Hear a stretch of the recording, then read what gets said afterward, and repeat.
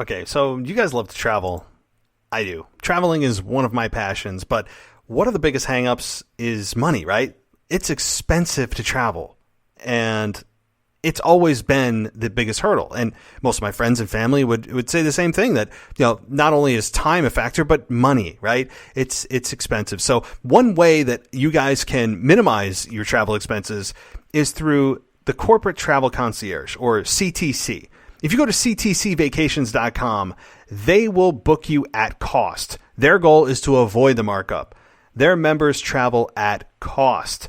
They are dedicated to sharing public information about the true cost of vacations and allowing travelers from all classes to experience the vacations they didn't know they could afford. Their mission is to make travel affordable for everybody. So check out ctcvacations.com, and the next time you're traveling, book with them, because not only is it the most affordable way to take vacations and travel, but 10% of every deal goes to one of 6 charities that benefit police, teachers, nurses, the homeless, hospital, and veterans. And yeah, it's tax deductible for family or business. So you can also feel good about what you're doing in addition to saving money and having a great time traveling. So check out ctcvacations.com. So have you guys tried CBD oil? If you haven't, I'd really recommend that you do. My wife loves it. It helps her relax. And I found a website that is probably the most comprehensive that there is. And that's cbdbargainstore.com. That's cbdbargainstore.com. And when you go on this website, first of all, you'll get a 15% discount on your first order, and you can join the email list for continued great price deals. But they don't just sell the oil. They also sell balms, lotions, capsules, pure CBD oil, obviously, and several pet products for your furry family members. So what exactly is CBD?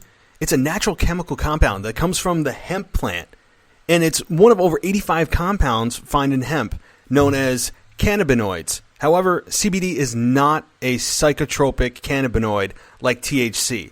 It's not what you find in marijuana, so CBD does not produce intoxication or euphoria. And guess what? It works. Like I said, my wife uses it. I've tried it, and it really just helps you calm down if you have anxiety issues or if you're stressed.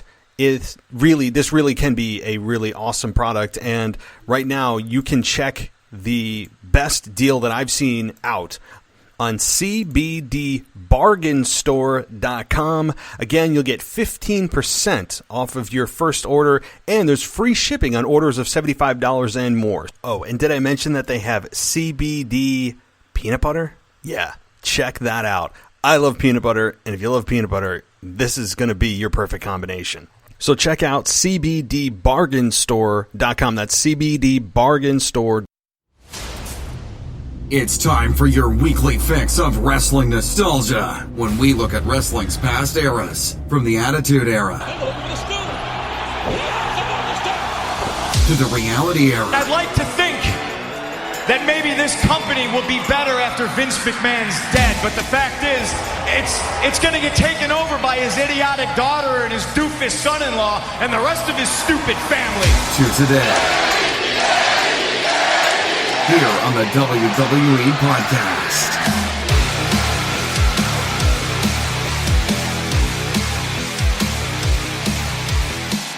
Welcome to the WWE Podcast. It is Sunday, June 16th, 2019. Wow, is there a lot going on right now, and not just in the world of wrestling. Not just in the world of wrestling, because there's a lot going on with the podcast. There's a lot going on with the website. There's a lot going on with this show and everything else, and writers, and things are going crazy. But it's a good time to be a part of this show and to watch it grow, help it grow. And it's much appreciated to everybody who has supported the show throughout I can say years now. Years. Because this show has been actually alive for the past 2 years. Prior to this, I did have a show that was not called WWE Podcast, but it was wrestling and fitness and kind of some other things that I didn't have a clear direction on, which is probably why it didn't do well. But you know what? To be honest with you, I didn't take it seriously. And I think that now that I'm taking this seriously as not just a side gig, but more of like kind of a second full-time job that I have, and that's not a bad thing. Trust me, I would like to make this in place of the actual full-time job that I have. But today's a cool show, but before we get to that and before we get to the top 5 pay-per-views of all time, of course, this is an extremely subjective list, and I'm sure that nobody will agree with me out there 100%. And some of you may say, what? That's in your top 5? Why? I'm sure I'll get hammered on Twitter and people will ask me why. Look, this is just my subjective list. There's no definitive list of there's no official record of the ultimate top 5 pay-per-views of all time. It's always subjective, right? So I'd love to hear your comments, though. Give me your top 5. You can always hit me up on Twitter at the WWE Podcast. You guys know the deal there. Or email me at realwwepodcast@gmail.com. And I'd love to hear your list and why. I really would, because I'm sure that there are pay-per-views I'm not thinking about. I didn't look at every pay-per-view that was ever created by WWE. I didn't have the time to do that, and it would just be laborious. So I just did some digging online and went through my own head and jumped back in time and decided which pay-per-views were the most noteworthy and significant and the best of all time. And I guess you first have to define what best means, because you could say that the best means the best wrestling matches or the best attraction matches or the most financially successful, or there's a number of ways to define best, which is subjective in and of itself. So to make your top 5 list is of pay-per-views of all time, again, it all depends on what you mean by best. And so hopefully you guys will get a little bit of an enjoyment out of this, and it of course is a very subjective deal. So we're going to get to that in just a moment. But before I do, there are some things I have to talk about that have to deal with this show because it's super cool. Well, number one, I'm bringing on a bunch of writers to the website. So it's not just going to be my opinions that you guys are going to see in text. It's going to be various people that I have communicated with and have a good background in writing, passion for wrestling, and honestly, that's the 2 key things that I'm looking for.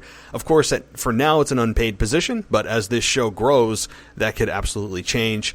But for the time being, I'm going to be asking those who are interested to shoot me an email. I've pretty much filled the few spots that I was looking for, so if you get in touch with me and say that you'd love to contribute, I'll probably get back to you. But as of this moment, it looks like we might have all the positions filled for that spot. But hey, feel free to reach out. Things change, people change their minds, so forth and so on, right? So definitely feel free to reach out to me. And of course, we have our 3 co-hosts that are locked in, and this week will be Anthony DeMarco's first official co-hosting gig on this show, as he is the 3rd in the rotating 3 of casts members that are on this show as co-hosts. So I'm going to be joining him this Thursday to discuss all the happenings in WWE. And also, as you guys know, WWEpodcast.com has gotten a complete facelift. I've done some tweaking, and I've done some upgrades myself after I paid somebody to do it, because I'm not that smart in coding. I don't understand how it all works. But I did end up contracting this out, and I think that he did a great job. So I've been working on the things that I can work on and figure out behind the scenes to do. So I know the homepage was a little bit messed up over the weekend. I just realized that. I fixed it. So the homepage should now be resolved and back on track. But you will see those articles from those folks, and occasionally me. I might post an editorial, if you will, on the opinions section of the website.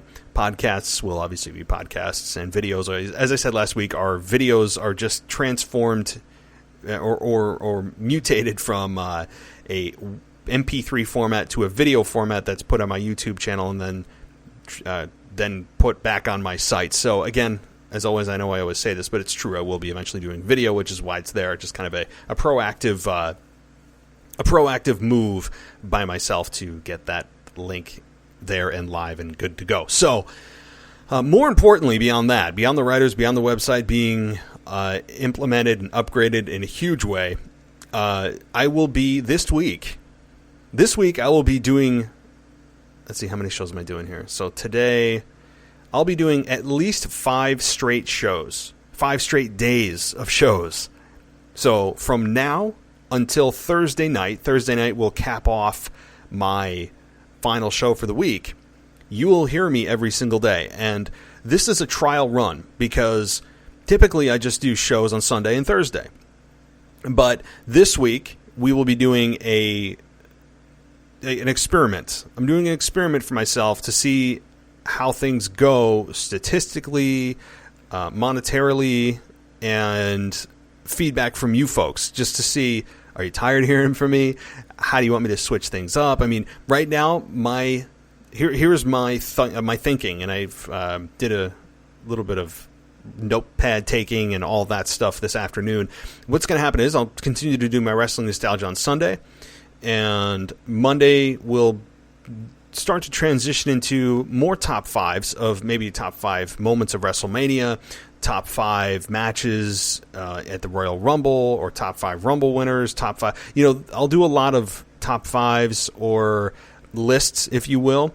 And then on Tuesday, it'll be a review of Monday Night Raw, and Wednesday will be a review of Tuesday Night SmackDown. And then Thursday, obviously, is going to be the co-hosting gig that I have with my awesome 3 co-hosts for the show, in which we will just discuss anything and everything about that week in wrestling and probably more. So that's kind of the lineup. So I hope you guys enjoy it. It's going to be a big change. It's a lot more time on my end, but in place of that, I'm going to be relieving myself of my other job that I have and just seeing how this goes and seeing if it can actually take the place of that other thing that I was doing, which I don't know why it's a secret. I'm an Uber and Lyft driver, and I'm trying to see if this is more worth my time because it's actually approaching that, or if I should continue driving or not. But it would be damn cool to make this in place of that, because I'd rather be sitting here talking to you guys, talking wrestling, and rather than being on the road, risking my life, paying gas, driving around people I don't want to drive around. So this is a much better deal. So I'm going to do a bit of an experiment this week, so I appreciate any help you guys can give me. I mean, you guys know how to help the show. It's easy. Just give me a 5-star rating and review, and we are absolutely everywhere. I'm not even going to list everywhere. We are just so many places. It's crazy. So anyway, so that's the other thing. And one more little footnote that I can't give details, and I'm not trying to be mysterious or annoying because I can't tell you. But there is something that could be coming down the line that's pretty damn cool for this show. And I really wish I could give you more. I just can't, because if it's not official, I don't want to tell you what it is and then have things fall through and then I look like an idiot, right? You're just like, or I don't want to look like a fool if this falls through. So I will just say that keep your eyes and ears open. It would be a pretty cool thing for this show to have on its resume. I'll just leave it at that. And if it doesn't happen, doesn't go through, you'll never hear me talk about it again. And you'll be like, oh, what was that thing? And, who cares, right? Because it didn't happen. So I will just say, keep your eyes and ears peeled. Trust me, you will know if I tell you what it is. And I just wish I could. I just don't want to. I don't want to tell you and then look like an idiot. That's it. So, all right. Well, guys, let's get into the top 5 WWE pay-per-views of all time. And starting at number 5 is WrestleMania 30. Now, when you look at this card, and when you think about WrestleMania 30, you think about one thing, right? We all think about Daniel Bryan, who defeated Batista and Randy Orton in a triple threat match, obviously making Batista tap out, and Daniel Bryan having the moment of his career. And while the rest of the card, I'll be honest, honestly, name beyond Daniel Bryan and beyond Brock Lesnar, Undertaker, does anybody remember the rest of the card? Think about it. Don't Google it. Don't Wikipedia it. But you may say, why the hell are you picking a pay-per-view in which there's really only 2 matches? that are of any importance. Here's why. Because Undertaker Brock Lesnar not only was shocking and just unbelievable. I mean, I remember sitting there and in my apartment, 5 years ago now? And just going, and there was just that silence that fell over the arena or the stadium. And you're like, oh, no. Someone's coming out. Somebody's coming out. The referee is going to restart the match. Somebody's going to restart. Somebody's going to interfere. Something's going to happen where it's just, no, come on. That can't happen. Like that. But as the seconds ticked on and the minutes ticked away, you were just forced to face the realization that The Undertaker and his streak are no more. It was just a moment that you'll never forget. And you can't compare it to 9/11, where were you when? But in the world of wrestling and fantasy environment, everybody remembers where they were the moment that they saw that 3 count hit the mat. It was absolutely stunning. Just in that moment, and 5 years later, I'm still shocked that they did it. I still don't believe they should have. I don't think that there are many people who believe they should have. And the reason is because Brock Lesnar is not the future of WWE. He may have been credentially the guy to make it feel real that he could have beaten and should have beaten The Undertaker. But when you look back at the past 5 years, who have they gotten Brock Lesnar the rub for? He's not your future. He held the championship hostage for years, basically. Who did he give the rub to? Because if that was the logic, and I'm sure it was, well, Brock, we know Brock's not the future, but he's got the stats. He's the most believable to beat Undertaker, and we'll sign him to a long-term deal, and we'll get him the younger stars, get the rub off of him, build new stars off of him. Well, that didn't happen, and you can bet your bottom dollar that the logic was to have Roman Reigns eventually be the one to take down Brock for the championship at WrestleMania 31. And guess what? He didn't, because of fan backlash. When you look back, regardless of whether we agreed with this outcome or not, and I did not, and I still don't, a half a decade later, it was so significant that it has to be in the top 5 list of the best WrestleManias in terms of people talking about it and social media going insane. I wish this show existed back then. I really do. It would have been an amazing conversation with you folks and with co-hosts and everything else, but obviously this show didn't exist. So that has to be a piece of the argument. I mean, you may say, well, that's not the best. And no, it was not the best match. Undertaker was not at his best in that match. He got a concussion. He ended up collapsing backstage. We know the story. He went to the hospital. But it was shocking. So that's number one. Obviously, Daniel Bryan. Look, I don't think that we can underscore Daniel Bryan's win in that match. Why? Because Daniel Bryan wasn't even supposed to be there. That was the first time in which fans were educated to feel as if they have the control of the storylines. And you know what? To a degree, they should. And since that time, Vince McMahon has, while he didn't want to put Daniel Bryan in the main event, he was forced to put him in there and forced to book him to win. Had to. But where this began was Daniel Bryan and AJ Lee, and the 17-second loss to Sheamus at WrestleMania, and Daniel Bryan coming from the Indies, and he joined the Nexus, right? And he got suspended or fired for choking out Justin Roberts with it was a camera cord or whatever, and gets hired back, and just the whole story it's such a feel-good story, and a story in which fans can feel as if they contributed in a major way to make this moment happen. It was one of the more organic and feel-good moments in WrestleMania history. You could say, The Rock and Austin. Of course, they were amazing. Great rivalry, maybe the best of all time. But when you think about what WWE was before then, of having stars be told, have WWE and Vince McMahon tell you who the stars are, this was one of the moments in which the fans pushed back and told Vince McMahon in no uncertain terms, no, Batista and Randy Orton are not our guys. Daniel Bryan is our guy. There was just so much genuine love for Daniel Bryan that was never there and wasn't there for a long time in WWE. And having Daniel Bryan come in and do what he did, and the fans just get behind him every step of the way. Obviously, the Yes movement, which was incredibly successful. You had a guy that the fans could get behind. He was relatable. He was very good on the mic, very good in the ring. He looked like the common man.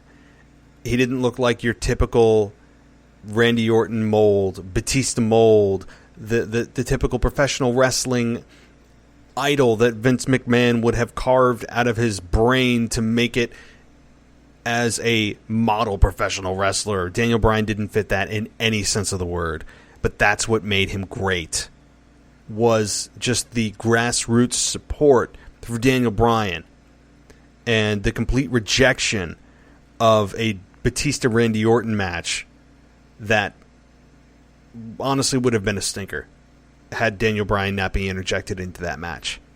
All right, so take a quick break, and then we're going to continue with our list, and I think you'll like our next one, so stay right here. So are you guys into Marvel Comics? I got to admit, I am. And if you love Marvel, then you're going to love the t-shirts at vinlux.com. That's VINLUXX.com. And the Instagram account is at t-shirt.vinlux, VINLUXX. Right now, you can go to this website and you can buy t-shirts from any of the Marvel comics like Iron Man or the Avengers or Doctor Strange, even John Wick. There are so many cool designs, and the t-shirts are very, very reasonably priced. It's not your typical $25, $30 a t-shirt. These are high-quality t-shirts, really cool. Satisfaction's guaranteed. They ship worldwide, and a 30-day money-back guarantee. So check out vinlux.com. That's VINLUXX.com. Okay, welcome back. And number 4, let's jump into it, is No Way Out 2001. And when you look at what this card was, it really was centered around one match. And it was Stone Cold Steve Austin versus Triple H in a 2 out of 3 falls match that really may have been the best 2 out of 3 falls match that I've ever seen. It was so damn good.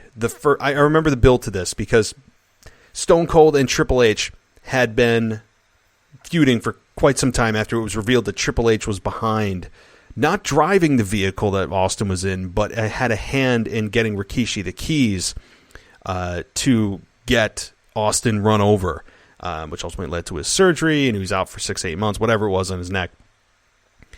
So it was just a great feud. Triple H is still one of the best heels in the business. I mean, he was, when you look back at the last 20 years, Triple H is in top 3 in the heels department. I mean, he was just so good. And you wanted to see Austin absolutely kill him. And that's almost what Austin did. But that was, the psychology of that match was so damn good when you look at how they built this, right? They built it as, and this is just called step by step by step. It was a straight wrestling match into a street fight and then into a steel cage. It was just so well done. Obviously, Triple H won the match. Spoiler alert from 18 years ago. And we had Stone Cold beat Triple H in the first fall with a stunner. Second fall went to Triple H. Third fall went to Triple H. But it was because of just sheer dumb luck that Austin had a 2x4 wrapped in barbed wire, and Triple H had a sledgehammer. They both hit each other in the head at the same time. Austin went down first, and Triple H just collapsed on top of him. And ended up beating Austin, but both men seemed to be passed out in the middle of the ring.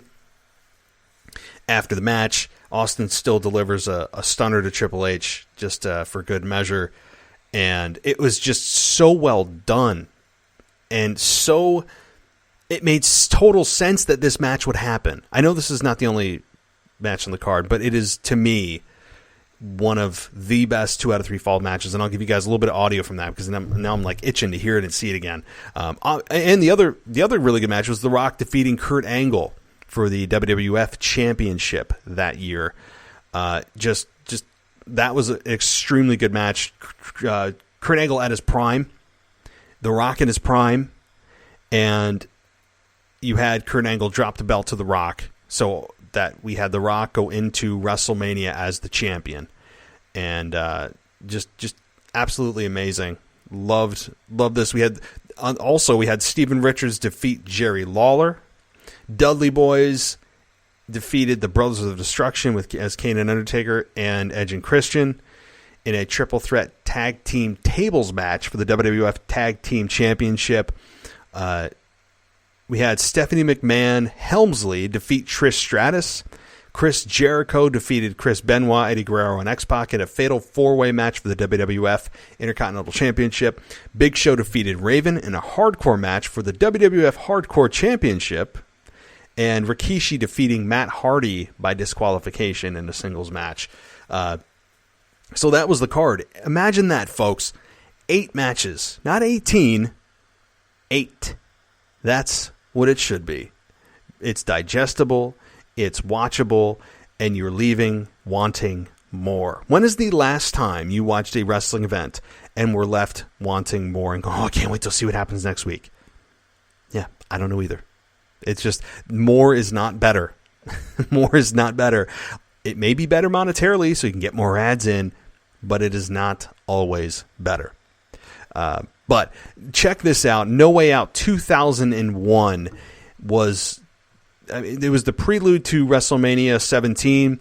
It was, I think, one of the best wrestling matches, wrestling-focused matches, because the stories made sense, and it was amazing. It took place at the Thomas and Mack Center in Paradise, Nevada. And it was, again, just absolutely amazing. And I'm going to give you guys just a quick little bit of audio because I need to hear it. I need to see it. I'm feeling it. And I'm going to give you a little bit of that audio from Austin and Triple H.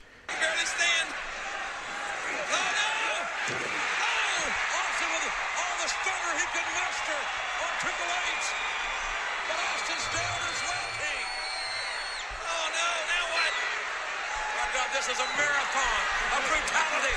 At the end of the hook. Will that be? No, it's not. Triple H able to kick out. Triple H kicking out the Stone Cold Stunner.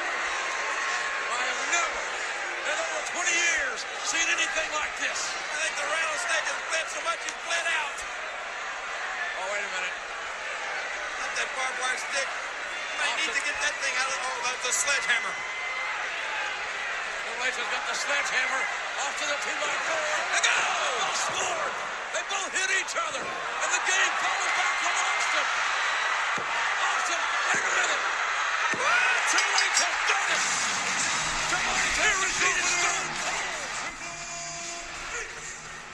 And that's just a little bit of the audio. That's obviously the conclusion of the match of their 3 stages of hell. I forgot that's what it was. The 3 stages of hell. And I believe that this was also a match that was so anticipated because they couldn't touch each other for weeks. They signed a contract of which they could not touch each other leading into this pay-per-view. Just so well done. The anticipation is just amazing. These two always had a great chemistry together, I think. And having Triple H win that match was surprising, given that there was no interference. It was just a straight-up match, and it just you could pin it on luck that Triple H beat Austin in that match. And it was, again, yeah, it was not just that match. Obviously, Angle was in that match. Angle and Rock had a great match, and it was a prelude to WrestleMania 17. And so awesome stuff. All right, number 3, SummerSlam 2002, headlined by Brock Lesnar versus The Rock for the Undisputed Championship. This was was a really good paper, memorable in so many different ways. Obviously, Brock Lesnar defeating The Rock, which was shocking to me. I was angry about it. I had some of my friends who loved Brock Lesnar. To me, he was the newcomer who didn't deserve it yet, at least at the time, right? This is 17 years ago. At the time, I said that, the no way that Brock is going to beat Rock fair. It did not make sense to me. And the crowd turned on The Rock during this match. And I think it spoke to, hey, like, Rock, we've seen everything you have to offer here. It's time for a new entity to take that top spot. And we've seen you here. You're starting to transition to Hollywood. You're kind of spitting the same game week after week. We're getting a little tired of you. And the Brock was very unique.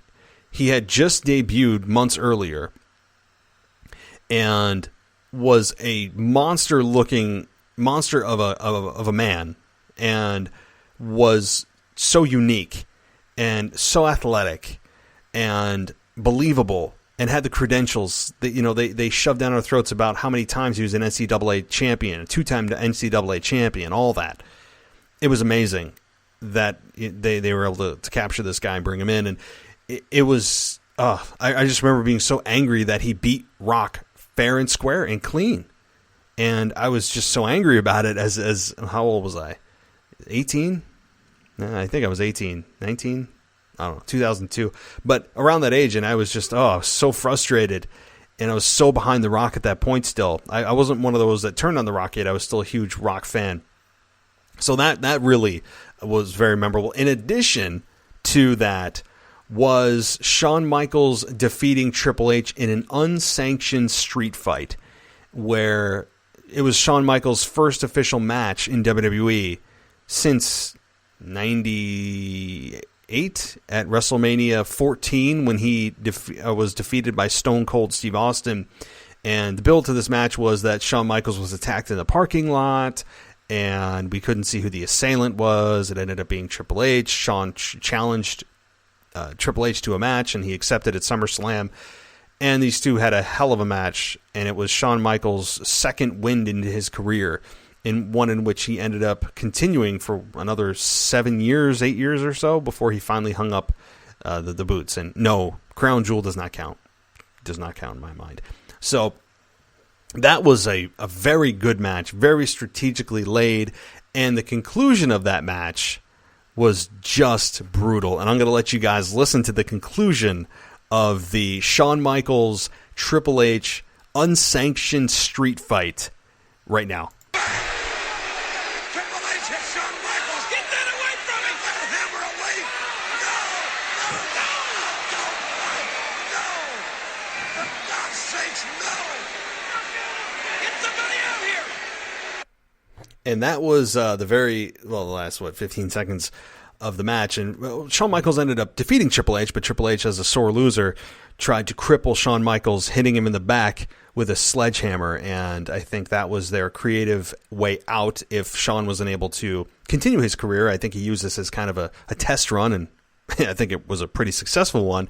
But that was their out. Had they wanted to say that Triple H ended his career, they could have done that. But so very smart booking there, and a match in and of itself was amazing. It's like Shawn Michaels didn't miss a step, and it added to the sadistic nature that is and was Triple H, the cerebral assassin, back in the early 2000s. And that was a very memorable match, and one that I won't forget either. And so the other matches on the card, in case you're curious, were Spike Dudley defeating Steven Richards, Kurt Angle defeated Rey Mysterio by submission, Ric Flair defeated Chris Jericho by submission, Edge defeated Eddie Guerrero in a singles match, the Un-Americans, remember the Un-Americans? Defeated Booker T and Goldust, Rob Van Dam defeated Chris Benoit, The Undertaker defeated Test, and then obviously we have the top two main events of Shawn and Triple H, and Lesnar and Rock. So that's my number 3. Number 2, WrestleMania 21. This took place on, the date here, April 3rd, 2005 from the Staples Center in LA. And this was a loaded card. Let me start from the top here. I'm not going to just jump to the main event. Booker T won by eliminating Chris Masters in a 30-man interpromotional battle royal. And Rey Mysterio defeated Eddie Guerrero. Boy, remember that whole storyline? That was just, man. Anytime these two got in the ring, I mean, it was pure magic. Rey Mysterio still gets Eddie chance. Eddie just, he will just not, the fans just can't forget Eddie. I mean, there's certain times where you have wrestlers pass away and we can do a nice little tribute. We chant their name on that day and do a video package. And then it's, no disrespect, but they just kind of are lost in the sauce and just kind of, oh, well, that's sad. But Eddie Guerrero sticks around. Eddie Guerrero is a guy that is forever just in our, and I don't mean to be wishy-washy and just cliche, but he's in our hearts forever. Just something about Eddie Guerrero just was just magnetic and stuck in your head, and he just related to you, and he knew how to make you feel. And so Rey Mysterio defeating Eddie Guerrero in a 12-minute match. I think, honestly, I remember watching that saying that it could have gone longer, but it was so well done. The storyline was amazing. So moving on, Edge defeated Chris Benoit, Chris Jericho, and Christian, Kane, and Shelton Benjamin. It was a Money in the Bank ladder match when they actually had Money in the Bank at WrestleMania. So, yeah, it wasn't its own pay-per-view back then. The Undertaker defeated Randy Orton in a singles match. That was one of the first times I said, oh my God, the streak is dead. When Randy Orton turned a chokeslam attempt from The Undertaker into a RKO. And he was on a legend killer streak at that point. He was the up-and-comer. I said he has a real shot. And he ended up coming within an eyelash of beating The Undertaker. Obviously didn't. And we move on here. And so Trish Stratus defeated Christy Hemme in a singles match for the WWE Women's Championship. Kurt Angle defeated Shawn Michaels by submission. Amazing. My God, that is still viewed as one of the best WrestleMania matches of all time. He lived up to the Mr. WrestleMania, and Kurt Angle and him had a match for the ages. Obviously, Shawn Michaels a few years later at WrestleMania 25 tore the house down with The Undertaker at in Houston. It was amazing. That match is...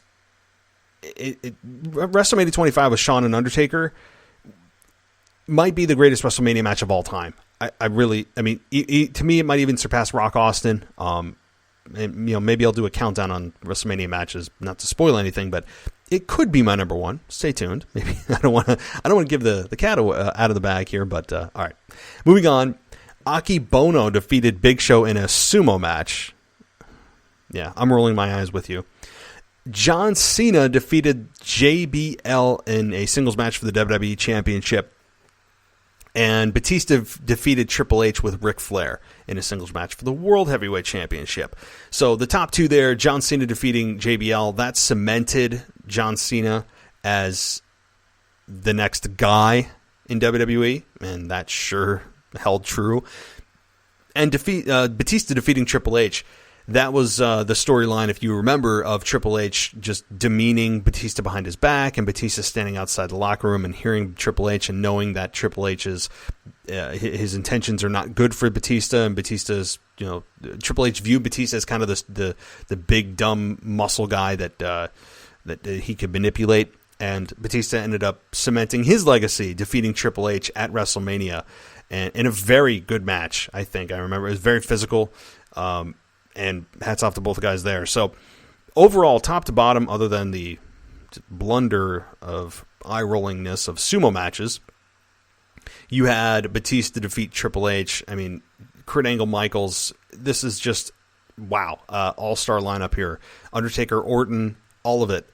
Those three matches, in and of itself, I would have paid the price for back then when you paid, $50, $60 for WrestleMania, would have been worth the price of admission. So, if you haven't seen that, if you haven't seen WrestleMania 21 when they went Hollywood, you really are doing a disservice to yourself as a wrestling fan. It is, it's amazing. Check it out, and you trust me. Have I steered you wrong yet? Have I steered you wrong? Trust me. I know it's not the PG era, so there might be blood. There might be a little bit of swearing, okay? So hopefully, you're not too sensitive and you'll be able to absorb that. But you will. All right. Let's get to number 1.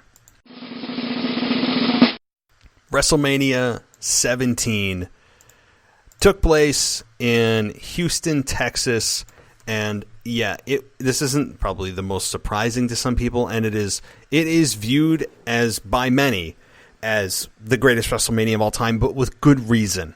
I think with very good reason.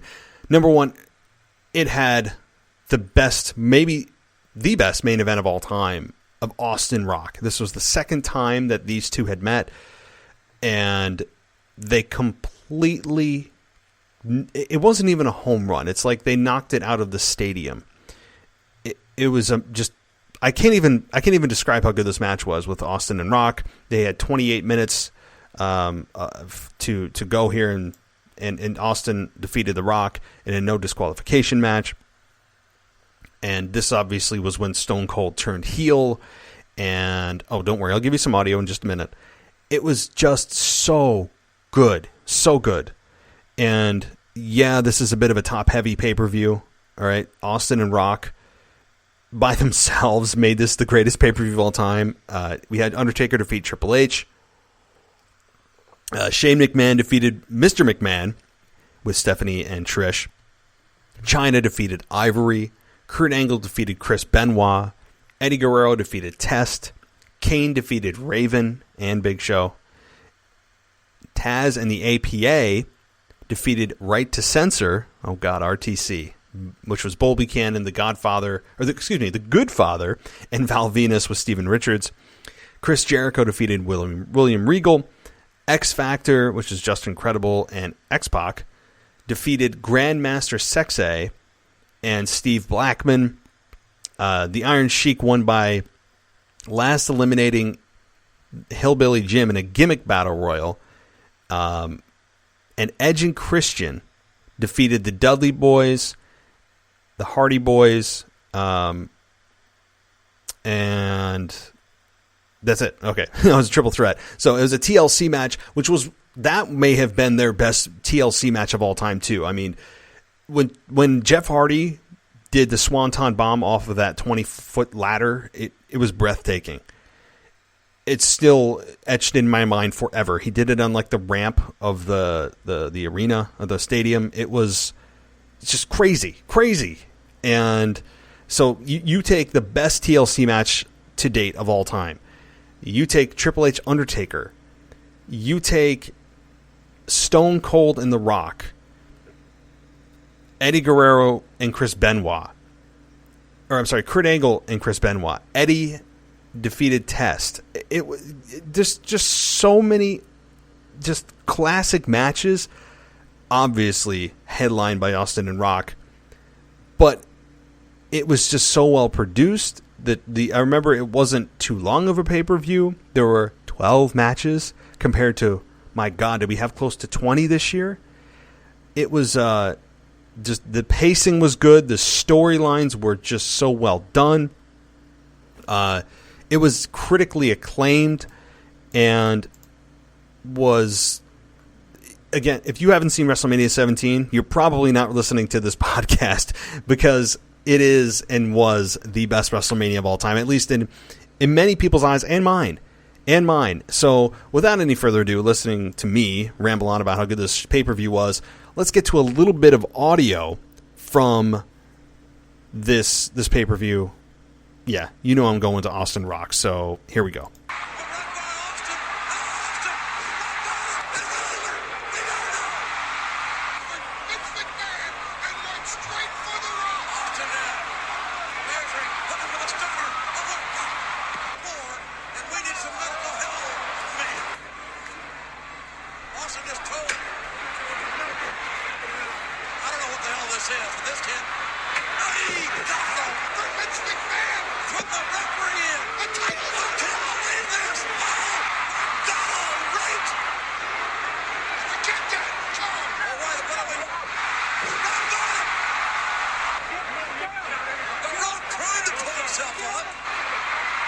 McMahon brought in the ring. Austin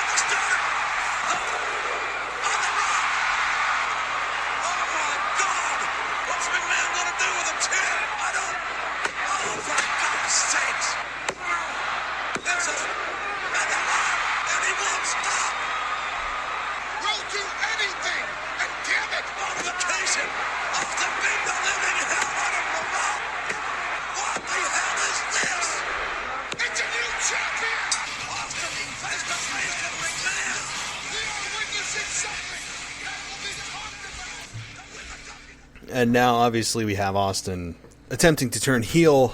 Man, I just got lost in that moment. It was like watching Austin turn and the crowd get completely immersed in every single move. The Rock not quitting after getting hit with his own finishing maneuver, after getting hit with a Stone Cold Stunner, after getting hit with a chair in the head when chair shots were still a thing, and I kind of miss them, to be honest with you.